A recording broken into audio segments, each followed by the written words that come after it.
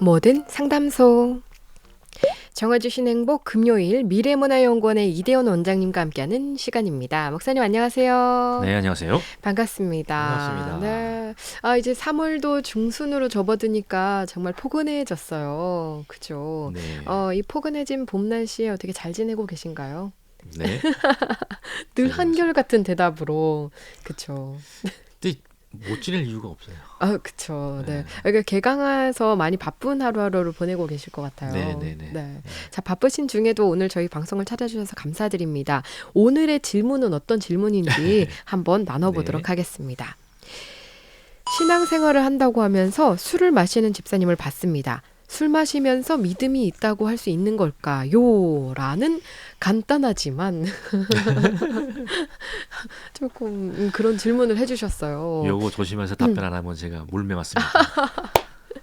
그러게요. 사실 저희 한국 교회 안에서는 이 술 마시는 것, 음주와 그 담배를 피는 것에 음, 대해서 상당히 경계를 하고 있잖아요. 네, 좀 그런 질문을 남겨주셨는데 어떠세요? 네. 뭐 담배는 저든 뭐 이후 여하를 막론하고 잘못된 거라고 봅니다. 음, 네, 그거는 모든 면에서 아무리 다방면을 살펴봐도 나쁜 것이고 그건 마약과 다름이 없다고 생각해요. 음, 이제 오늘 질문이 술 아닙니까? 네, 그래서 그렇죠. 제가 잘 답변을 잘못하면 몰매 맞는다고 말씀드렸는데 목사의 양심을 가지고 성경이 있는 대로 한번 음, 설명을 해드리도록 하겠습니다. 네, 이제 오늘 이 답변에 대해서 답변을 드리기 전에 제가 재밌는 에피소드 하나 말씀드릴게요. 이게 좀 오래전에 있었던 일인데 한국의 한 보수교단에서 그러니까 개혁신학의 적장자임을 자처하는 그 교단에서 이제 그 개혁신학의 아주 본산지라고 한다면 물론 우리가 이제 그 아주 종교개혁 시대로 돌아간다면 스위스 그다음에 뭐 켈빈주의가 있었던 그쪽으로 가겠지만 음, 이미 이제 우리 시대에 와서 이제 이런 개혁신학의 중심지라 했다면 지금은 아닙니다만 어, 네덜란드의 개혁신학을 꼽거든요. 음, 네덜란드는 이제 우리가 이제 아시는 건 아시겠지만 뭐 아브라함 카이프라든지 음, 헤르만 네, 바빙크라든지 뭐 그다음에 또 누구죠? 또 요하네스 베르카일이라든지 이런 아주 그냥 대단한 이 개혁신학의 그 초석을 놨던 이 학자들이 있었던 그런 배출했던 나라이기 음, 때문에 이제 좀 오래된 얘기가 한 2, 30년 전의 얘기입니다. 이제 그 교단 한국의 개혁 교단에서 이제 좀 우리도 이제 초청해서 우리도 이제 먹고 살만 하게 됐으니까 음, 우리도 이제 초청해서 한번 강의도 듣고 교제도 나누자 해가지고 네덜란드 개혁 교단의 그 신학자들과 목회자들을 초대하는 거예요. 음, 근데 이제 당시 이제 한국의 서울에 이제 고급 호텔에다가 이제 숙소를 잡고 이분들을 모신 거예요. 그런데 이제 문제는 그때가 한여름이라 음. 이분들이 이제 막 한국의 이 여름철 이 후덥지근한 이거 그치. 습도가 알잖아요. 높고, 이 사람들 경험해 본 적도 없어. 음, 와가지고 후덥지근하고 뜨거운 이 어, 여름을 경험하고 난 다음에 이제 공항에서 나와가지고 이제 호텔을 들어와서 짐 풀자마자 이분들이 한 것이 어디냐면 호텔 바로 가신 거예요. 아, 그래가지고 맥주를 다 시켜가지고 막 음, 시원하게 마시면서 막 너무 좋아가지고 아우 너무 더워 그러면서 마시면서 너무 좋아하시던 거예요. 그러면서 그때 우리 목사님들 한국에 초청했던 목사님들 표정이 어땠을까요? 많이 당황하셨겠죠. 많이 당하셨을 수밖에 없죠. 근데 음, 또 더군다나 이분들이 아니 더운데 맥주 한 잔 하시자 왜 그러고 계시냐고 어, 이러신 거예요. 그러니 이 목사님들이 이 표정 관리가 안 되는 거지 음, 이제 네덜란드는 이제 화란 지역은 이제 이 물 속에 그 석회질이 많거든요. 유럽이 좀 네네, 그래요. 그러다 보니까 옛날부터 맥주 문화가 되게 많이 발전돼 있어요. 음, 에일이라든지 맥주라든지 이런 것들이 많이 발전돼 있어가지고 이 음, 사람들은 그냥 일반 물을 마시기보다는 맥주를 음용수로 많이 사용하고 그렇게 있는. 해서 이뇨작용을 통해서 그 그렇죠, 석회를 없애기 맞아요, 위한 거죠. 맞아요. 그러니까 이분들에게서는 맥주는 술이 아닌 거예요. 그냥 음, 일상 음료지. 음, 근데 목사님들에게서는 맥주는 술인 거예요. 알코올 들어가 있잖아. 4%나 들어가는데. 그러니까는 이게 이제 당황했던 거죠. 이게 재미있는 에피소드죠. 오늘 질문하신 아마 이분 같은 경우에는 아마 이렇게 목격하신 그 집사님이 대단히 과하게 술을 드신 게 아닐까 음, 확 티가 날 정도로 그러다 보니까 이제 이분이 이제 시험에 드신 거 아닐까 그래서 음, 이런 질문을 올리신 거 아닌가라는 생각이 드는데요. 또 술에 대한 에피소드를 하면 저도 안 빠집니다. 저도 한 가지가 있어요. 오, 뭐냐면 몇 년 전에 제 아내하고 같이 양덕의 하나로마트 거기에 이제 장을 보러 갔어요. 아내는 이제 딴 데서 이제 장을 보고 저는 생각 없이 이렇게 서가지고 기다리고 있어요, 아내를요. 근데 어떤 여성분이 제 앞을 빠르게 지나가면서 안녕하세요 목사님 하고 지나가시는 거예요. 오. 그 내가 무슨 답변도 하기 전에 어. 저만큼 가셨어. 뒤도 안 돌아보고. 그 저는 속으로 그랬죠. 아니 무슨 인사를 저런 식으로 하나? 뜨악했던 거지 제가. 아니 무슨 인사를 하면 받은 사람이 답변도 하고 이러면서 웃으면서 뭐 뭔가 한두 마디 주고 갖고서는 가는 거 아니에요. 근데 그냥 가신 거야. 그나 뜨악해 이건 뭐지? 이러고 뭐 특이하신 분이네 이러고 있는데 그러다가 가만히 정신을 딱 들고 보니까 제가 웃음이 팍 터졌어요. 왜요? 제가 서 있던 곳이 앞뒤로 소주 맥주하고 술들이 잔뜩 있던 곳이었어요. 아마도 이게 나중에 지금 생각하는 건데 이 아마 여집사님이신데 제가 이제 그때 당시 얼굴이 우리 교회 집사님인 건 알아요. 되게 열심히신 집사님이었는데 지나가면서 이제 이분이 아마 목사님이 술 있는 서가지고 두리번거리고 있으니까 아니 저분 지금 뭐 하시는 거야 그러면서 경고의 메시지를 주고 지나가신 게 아닐까 이런 생각이 들어요. 그러니까 이만큼 한국 교회 특히 이제 신앙이 좋고 교회 열심히신 분들에게서 술 문제는 사실상 민감한 거죠. 민감한 거예요. 지금 그래서 저는 가끔 이제 제가 이제 뭐 요리라든지 제가 집에서 요리를 많이 하거든요. 요리라든지 이런 것 때문에 또 무슨 뭐 이렇게 뭐죠? 뭐 매실 같은 거 담그는 것 때문에 뭐 담금주 같은 거 사야 되잖아요. 가끔 사거든요. 1년에 한두 번씩 뭐 구입하게 되는데 또 가끔 막걸리도 삽니다. 뭐 이렇게 할 일이 있어서. 근데 그때마다 되게 눈치가 보여요. 누가 나 왜냐하면 저는 몰라도 저를 알아보는 사람이 있을 테니까. 저 목사가 저거 술 사네. 이럴까봐 되게 두려움을 품고 조심해서 삽니다. 근데 제가 한동안 그러다가 지금 그냥 당당하게 사요. 괜히 내가 이러는 게 오히려 더 이상하게 보일까 봐서. 자, 한국 성도들은 왜 이렇게 술에 민감한 걸까요? 또 신앙이 좋을수록 왜 이렇게 민감한 걸까요? 성경에 술을 금하기 때문일까요? 성경에 술을 금하나요? 목사님? 술 취하지 말라고 나와 있죠. 그렇죠? 그 말 꼭 나와요.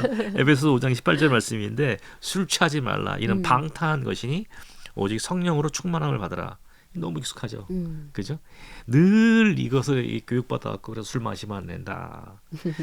근데 재밌는 건요. 디모데전서 5장에서요. 바울이 디모데에게 너의 위에 네 건강을 위해서 포도주를 하라고 권해요. 근데 또 시편 104편을 보면 포도주를 주신 하나님을 감사하는 시가 나와요. 네. 그러면 성경은 이게 술을 금하는 거야. 권장하는 거야. 그죠? 그러니까 우리가 금하는 것, 이거 금하는 것도 따지고 보면 술 취하지 말라는 거지 마시지 말라가 아니거든요. 술 마시지 말고 술을 취하지 말라는 것인데 근데 이거 보면 고린도전서 8장에 보면 음식에 대한 바울의 얘기가 나와요. 모든 것을 먹고 자유롭게 먹을 수 있다고 얘기를 하거든요. 거기는 무슨 뭐 고기만 의미하는 것만 아니라 우리가 먹는 모든 음식들을 의미하는 것이겠죠. 그게 몸에 해롭지만 먹으라는 거거든요. 자유롭다는 얘기죠. 그러니까 그 주장과도 일치가 돼요. 술을 먹는 것 자체가 문제가 되지는 않는다. 다만 술 취하지 말라 방탕하다. 이 방탕과 술이 연결될 때는 이게 문제가 되는 거죠. 그죠? 근데 물론 바울이 음식에 대한 자유를 얘기하면서 연이어서 강조했던 것이 뭐냐면 난 고기 안 먹어요. 안 먹는 이유가 뭐냐면 내가 먹는 고기를 먹는 것을 신앙이 없는 사람들이 보고 난 다음에 시험에 들까봐 나 먹어. 그러니까 그렇게 다른 사람이 시험에 빠지게 할 것 같으면 나는 그것 때문에 그 원인이다. 나는 아예 그것 자체를 안 먹겠다는 거죠. 그러니까 뭐냐면 내가 음식에 대한 자유가 우리에겐 분명히 존재하지만 그보다 더 중요한 게 뭐예요? 믿음의 덕을 세우는 게 더 중요한 거예요. 그래서 이 부분들을 우리가 잘 살펴봐야 되거든요. 근데 이제 또 그 원칙이 나오는 거죠. 첫째는 성경이 명령하는 것은 뭐냐면 술 취하지 말라는 거다. 마시지 말라가 아니다. 이게 분명한 거예요. 근데 둘째는 근데 이 원칙이 두 번째 원칙이 귀속이 돼야 된다는 거예요. 둘째는 뭐냐면 자 자유로울 수 있지만 너의 자유는 너만을 위해서 너의 방탐과 너의 즐김을 위해 사용하는 것이 아니라 뭐냐면 신앙의 덕을 세우기 위해 사용해야 된다. 그러므로 만약에 너의 어떤 음식이라든지 뭐 어떤 행위가 덕을 세움에 있어서 단순히 신앙의 영성을 세워나감에 있어서 방해가 된다면 그것은 절제하고 하지 않는 것이 더 옳다라는 거예요.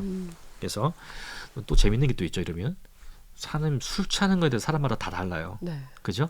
어떤 사람은 술을 말로 마셔도 멀쩡한 사람이 있어요. 음. 근데 어떤 사람은 냄새 맡아도 얼굴이 벌개지는 사람이 있어요.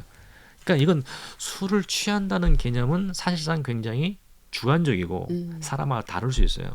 그렇기 때문에 저는 그래서 옛날에 이걸 고민하다가 어떤 생각을 했냐면 술 취함의 정도는 뭐냐면 내가 이성적인 사고가 가능한가, 합리적인 판단이 가능한가. 그 다음에 술로 인해서 내가 지금 내 육신과 육체를 제어하는데 방해가 되는가 안 되는가. 이걸 기준으로 우리가 술 취함에 대한 판단을 내릴 필요가 있을 거다. 그러니까 향기를 마셔도 술 취하는 것처럼 얼굴이 빨개지면 아예 그걸 술 취함을 기준으로 보라는 거예요. 그래서 이렇게 되면 또 이렇게 말할 수 있잖아요. 아, 그럼 지금 말씀하시는 걸 들어보니 나는 술을 말로 먹어도 멀쩡하니까 난 말로 먹어도 되는 거네요. 이렇게 생각하실 수 있잖아요. 더 중요한 건 그게 아니라는 거죠. 그죠? 더 중요한 건 뭐예요? 믿음의 덕을 세우는 거라는 거죠. 믿음의 덕을 세우는 게 중요하다는 거예요. 그래서 이게 굉장히 이게 곤란한 얘기지만 저는 기본적으로 이렇게 말합니다. 술 마시는 것 자체가 성경적인 죄는 아니다. 성경적으로 볼 때 죄이 아니다. 취함이 죄다. 취함이 뭘로 뭐냐면 그것이 나의 정신적인 육체적인 방탕한 것으로 불균형으로 연결되라. 이것은 성경이 하나님께서 금하는 것이다. 그러니까 이거를 굉장히 유의해야 된다.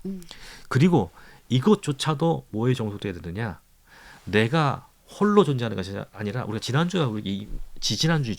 이 얘기했잖아요. 사람들은 관계망 속에 살고 있다. 모두가 불온전하기 때문에 관계 속에 서로 우리가 연락되어야 된다. 그래야지 성전으로 우리가 세워져 갈 수 있고 하나님의 선교적 공동체로 세워져 갈 수 있다. 이런 말씀을 드렸잖아요.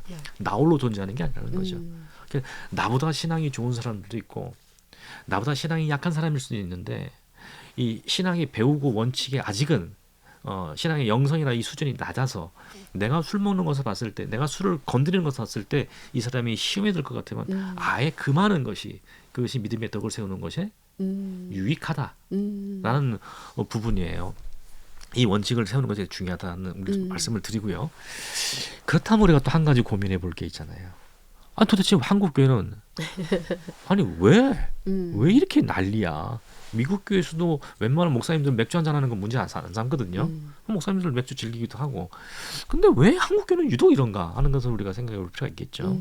이게 이제 우리 한국의 개신교 신앙이 들어올 때가 구한 말이잖아요. 그러니까 한 1870년대 이미 우리가 복음을 받아들인 사람들이 들어왔는데 그 학계에서는 뭐 선교사들이 우리 한국에 들어온 해가 1884년이기 때문에 그때부터로 이렇게 잡아요. 그래서 한 130년, 140년 했다고 얘기하는데 그때 당시에 구한날의 한국 상황을 살펴볼 필요가 있어요. 그때를 보면은 그때 구한말 한국 사람 되게 피폐해 있었죠. 사회가요. 어려웠는데 특히 사회적으로 가정적으로 문제가 되는 것은 남성들이 술, 담배, 노름, 그다음에 그 뭐죠? 그 마약 중에서 뭐죠? 아편, 그다음에 축첩질 하는 거 이런 것이 있어서 가정이 파괴되고 사회가 막 붕괴되고 하는 일들이 비일비재했어요. 그게 너무 심각했어요. 그러다 보니까 교회 하나님의 거룩한 구별된 성도들의 그 기준으로 세우는 것 중에 요구됐던 것이 바로 뭐냐면 술, 담배, 축첩질, 그 다음에 아편, 노름 이걸 금지하는 거였어요. 그러니까 이 원칙이 어느 정도로 강하게 요구됐냐면은 그 평안북도의 선천교회라고 있거든요. 이게 제가 이제 그 자료를 찾아보면은 그러니까 20세기 초반이죠. 1904년, 5년에서 한 10년 요 사이에 이 교회에서 자생적으로 세우는 세례를 받기 위한 전제 조건들이 있어요. 그 중에 바로 중요한 조건 중에 하나 들어가는 것이 바로 이거 6가지인가 원칙이 있는데 그 중에 3번째로 들어가는 게 이 원칙이에요. 술, 담배, 노름, 축첩. 그 다음에 거기에 굿. 이런 것들 절대 금해야 되는 거예요.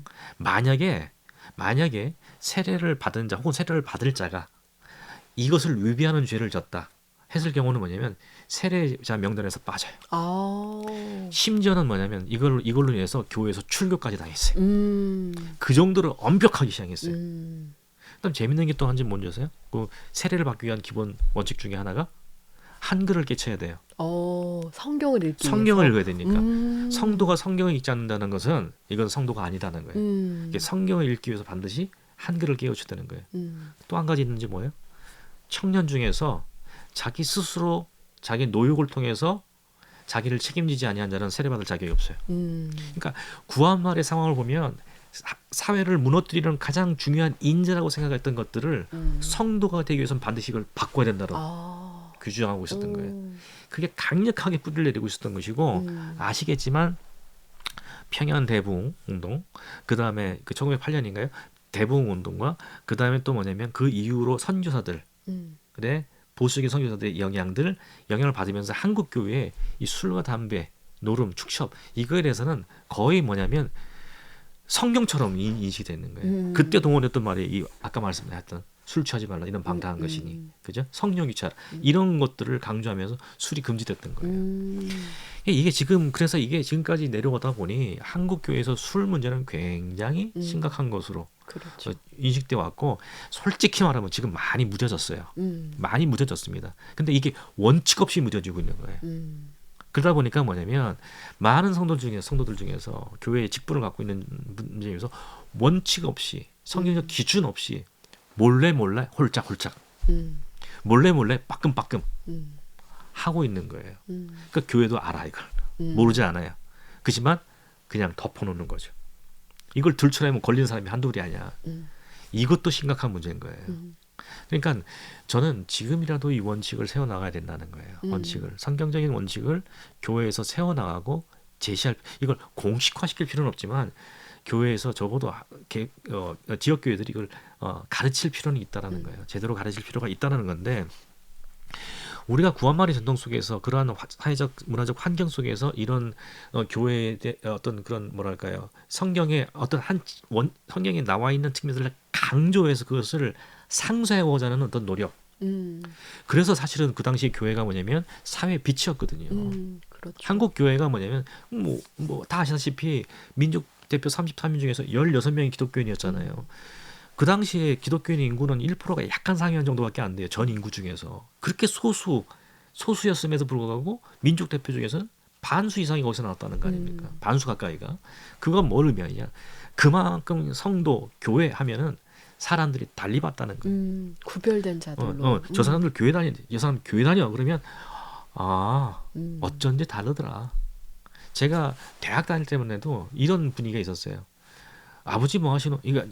지금은 아버지 뭐 하시냐고 그러면 다 문제가 되지만 그 당시에는 습관적으로 그러는 거예요. 무슨 말 하면 아버지 뭐 하시는 분인가 이렇게 물어본단 말이에요. 어른들이 늘 그렇게 물어보셨어요. 저 아버지는 목사님이세요? 그러면 어쩐지 항상 이랬어요. 그때도 이런 분위기가 있었어요.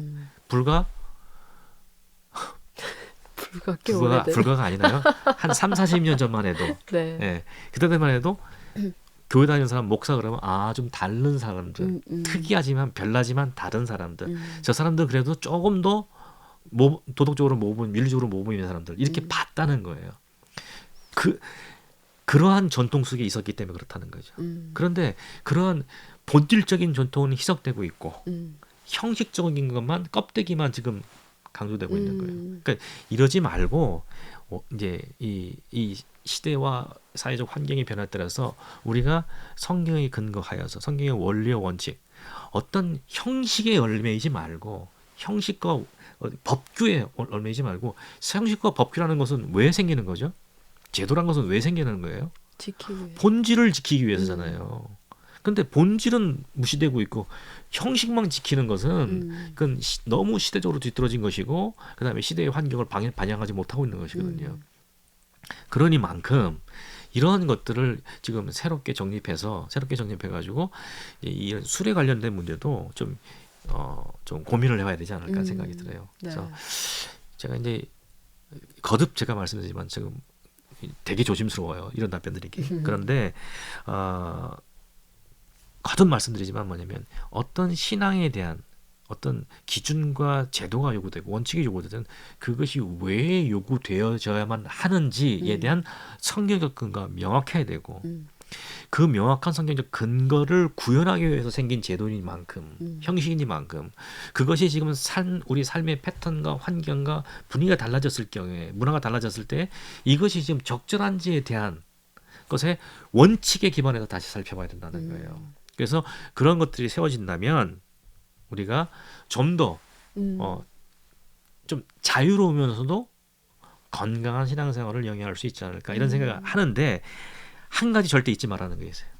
한 가지 절대 잊지 마라. 뭐냐면 인간은 항상 인간의 죄성이라는 게 항상 하나님의 법에 속기보다는 자기 좋은 것을 변명하고 추구하는데 더 몰입하는 성향이 있다는 거예요. 그렇죠. 그러니까 세워져 있는 형식도 원래 본질을 보호하기 위해서인데 자기를 누리기 위해서 자기를 변명하기 위해서 형식을 끄다버리고 본질은 버려버리는 경우가 생긴다는 거예요. 이 둘 사이의 긴장 관계를 명확하게 하라는 거예요. 그래서 제가 이제 가끔 가다가 안타까운 모습을 보는 것 중에 뭐냐면 많은 분들이 과거에 자기가 배워왔던 것들 있잖아요. 거기에 매몰돼 가지고 매몰돼 있다 보니까 그것이 더 이상 오늘날을 살아가는 젊은 친구들한테 이게 더 이상 그것이 동의할 만한 것이 아님에도 불구하고 그것만 강요하는 분들이 계세요. 그래서 그것이 아닙니다라고 설명하면 삐져. 삐지고 획 삐져 돌아가지고 저 양반 문제가 있어라고. 그 다음에 그걸 교정하기 위해서 뭐 이렇게 예를 들어서 좀 강하게 말하면 지잘난 맛이 뭐 저기 지금 목사면 다야 뭐 이런 경향들이 생겨난다는 거예요. 그러니까 그분이 지키려고 했던 게 뭔지를 제가 모르겠는 거예요. 당신이 정말 지키려고 했던 게 뭐냐. 당신이 지키려고 했던 거 옳다면 설사 내가 당신의 바라는 것에 대해서 말할지라도 오히려 나를 긍휼하고 나를 위해 기도를 해줘야지. 화를 낼 게 아니라 나를 막 뭐 사람들 앞에 가서 막 후욕하는 것이 아니라 오히려 나를 위해 기도하고 그런가 그렇지 않냐가 말씀을 놓고서 살펴봐야지.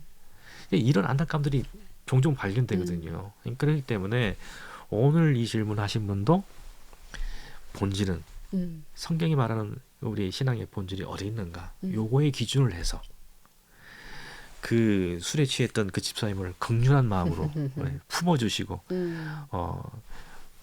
차라리 술 한 병 예쁜 포도주 하나 서 선물하면서 좀 따끔한 사랑이 담긴 메시지를 담겨보내는 것이 어떨까 싶습니다. 집사님의 그런 것이 제게 영적으로 상처가 됐고 또 제가 상처가 됐다면 다른 분은 상처가 되지 않을까요? 집사님은 그래도 우리 교회 리더시니까 믿음의 덕을 세워주시면 저는 너무 감사할 것 같아요. 위해서 기도하겠습니다. 여러분 딱 하나 선물하면 역설적이잖아요. 그분이 그러면 얼마나 그걸 보고서 마음에 진짜 진짜 이 마음에 뭐랄까요 반성을 하겠습니까? 좀 지혜롭게 좀 했으면 좋겠다. 이런 생각이 듭니다. 좀 민감한 문제긴 하지만 네. 이렇게 잘 풀어가 주시니까 너무 좋고요. 잘 풀었는지 잘 모르겠습니다. 일단 성경에 근거한 것이 무엇인지 우리가 살펴봐야 되고 또 우리 한국 교회 안에 그런 특별한 문화가 있다는 것 이거는 또 저희가 주목해 봐야 될 만한 문제거든요. 네. 왜 하필 우리나라에는 초기 기독교부터 그런 일이 있었는가를 좀 깊이 고민해 본다면 앞으로 우리가 어떻게 행동해야 될지도 답을 또 알 수 있을 것 같습니다. 네, 오늘 귀한 답변 감사드리고요. 다음 시간에 뵙도록 하겠습니다. 네, 고맙습니다. 감사합니다. 네, 고맙습니다. 네, 지금까지 미래문화연구원의 이대현 원장님과 함께했습니다.